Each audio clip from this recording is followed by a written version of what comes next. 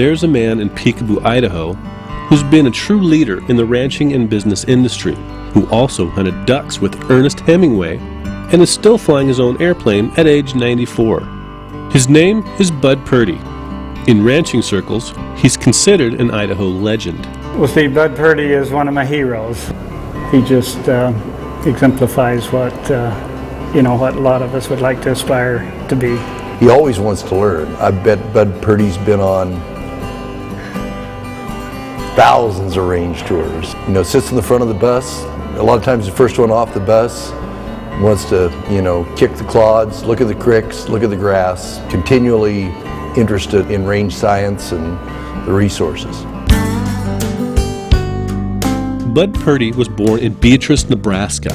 After a divorce, his mother moved her 4 children to Redlands, California, to live with their family. Soon after, her father, W.H. Kilpatrick, sent Bud and his brother Bill to work on the family sheep ranch in Peekaboo in the summer of 1928. The boys were 10 and 11 years old. A family friend, Elmer Cox, drove them to Peekaboo. It took them 4 days to get there. There wasn't very many paved roads, I'll tell you that.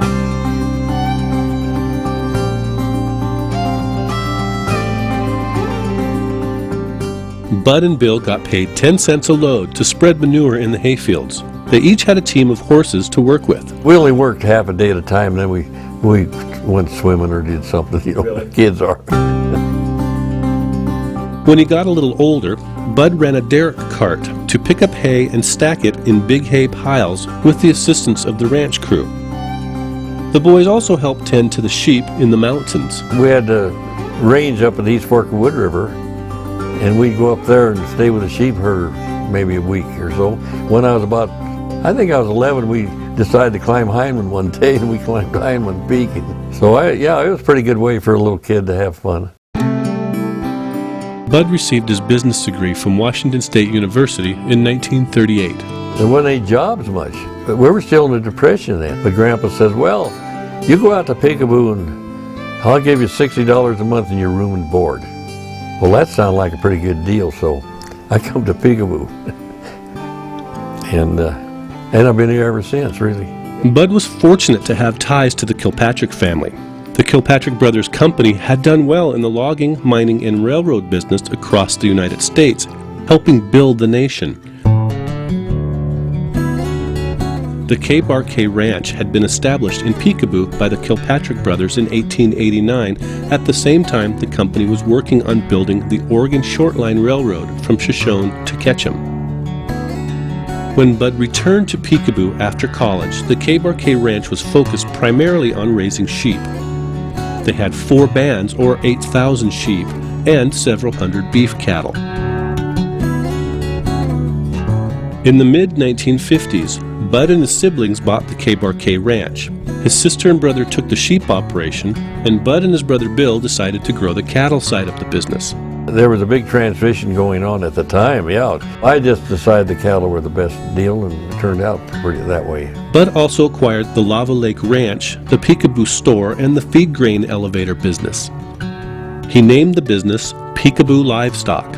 By then, Bud was in love with the ranching lifestyle. Once you get started with it and get in it, you're hooked. Every morning you get up and something's different. Turn out on the range and you're riding a horse every day. Even now, I go out there and make sure that the water's okay, check the fence and make sure the gates are closed, and it's just a constant, going out there and doing it. I was never a cowboy, but I've rode 1,000,000 miles, so. Certainly part of the mystique had to be living on the banks of Silver Creek, a spring-fed, blue-ribbon trout stream that winds through the Purdy Ranch. Bud can go fishing or hunt ducks right outside of his back door. The local fishing and hunting was one reason Ernest Hemingway moved to Ketchum in 1959. He'd already been duck hunting with Bud on Silver Creek for years. We were pretty good friends. Yeah, he really liked the bird hunting. I just looked on old Hemingway as just another guy. I realized he was a pretty prominent sort of person, but still, he didn't throw his weight around. He's just another guy. Hemingway was a good shot, too. With a shotgun, he could outshoot all of us, really. We'd throw hand traps up once in a while, fool around, and We'd always bet $1 on the deal, and he'd always take our money. Bud and his wife Ruth socialized with Ernest and Mary Hemingway, and they skied together as well.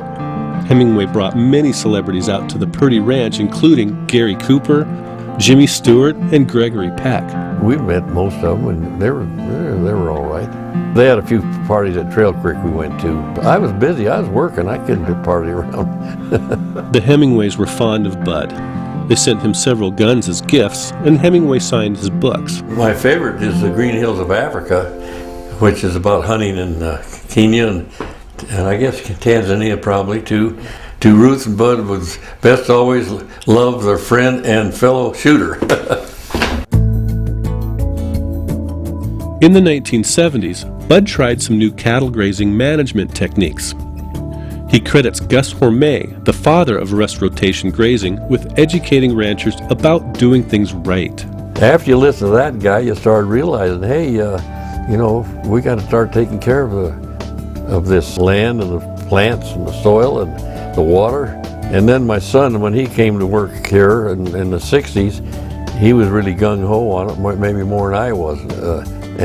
So we just started in and trying to make things a little better all the time. Being located next to a world-class fishing stream made the Purdys sensitive to the impacts of cattle on stream banks.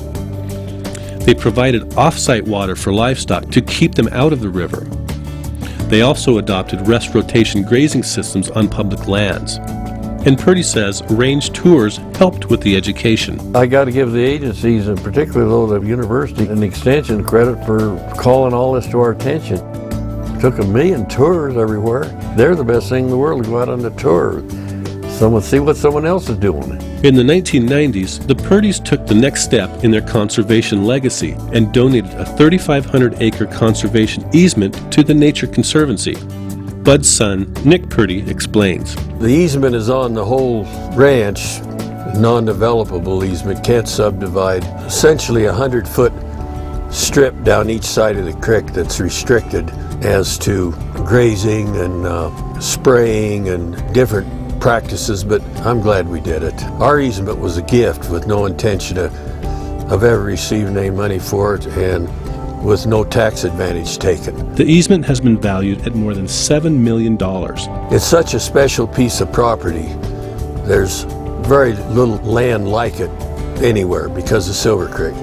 And I feel like we're just holding it for the generations and passing it on. And it isn't really ours. It's just too special to really belong to you. We're just kind of in charge of it, and hopefully it'll just go down the generations. Nick Purdy says it's important for ranchers to have a strong conservation ethic. I think you have to have that if you're going to stay in business. You got to protect the land and protect the water and make it better all the time. It's good business sense, but I think it just morally you got to do it too. Education is important to Bud Purdy. He was one of the founders of the Idaho Rangeland Resource Commission, a state agency with a mission to educate urban dwellers about the importance of rangelands. We do not want to see the loss of soil, and without nothing to hold that soil in your riparian area, your soil's going to run off, you're going to have pollution into your waters. We need to get the word out to the younger people and in the schools and things like that, and a little more research about rangeland. Not particularly the cattle or the sheep, but the rangeland. It's unbelievable what it supports. The watershed, wildlife, the rangeland supports everything. Bud Purdy also served in many leadership posts. He was chairman of the University of Idaho Foundation, president of the Idaho Cattle Association, and chairman of the Idaho Association of Commerce and Industry, the state's most influential business lobby. Bud really represented the cattlemen, the farmers, the people who used the land in Idaho, and he had a real sense of how you preserve it and how you keep it for the future.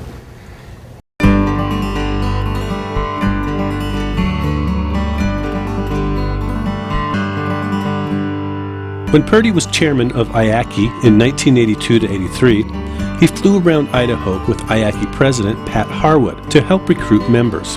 Another one of Purdy's talents is being a private pilot. He still flies his own plane, a Piper 235 Cherokee. I fly it all the time. Flies like a dream. Purdy's been flying since 1941, checking on his cattle, finding strays, flying to business meetings, and even flying with son Nick to Mexico to go dove hunting. The Purdys have a turbocharged Cessna 210 with a Rolls-Royce engine. Nick flies that plane. There's something about flying, you like to fly. Bunch of sheep get lost. You get in an airplane, you can spot them real quick. I use it for recreation too, you know. We went to go to the backcountry. Hell, 50 years we flew into the root ranch and hunted elk. Bud Purdy doesn't have any particular advice for living a long and full life. One day at a time, about all you can do. I don't do anything special, you know. Well, I don't abuse myself too much. I'll take a drink, but I don't smoke. I'm careful. Most of all, Bud believes that growing up on a ranch teaches kids to have a strong work ethic, just like it did for him. You couldn't beat it, could you? No way. Nick's boys were raised on the ranch and they're really workers. Boy, those are the best kids you ever saw. Unbelievable. That's what it does. They don't learn to play, they learn to work.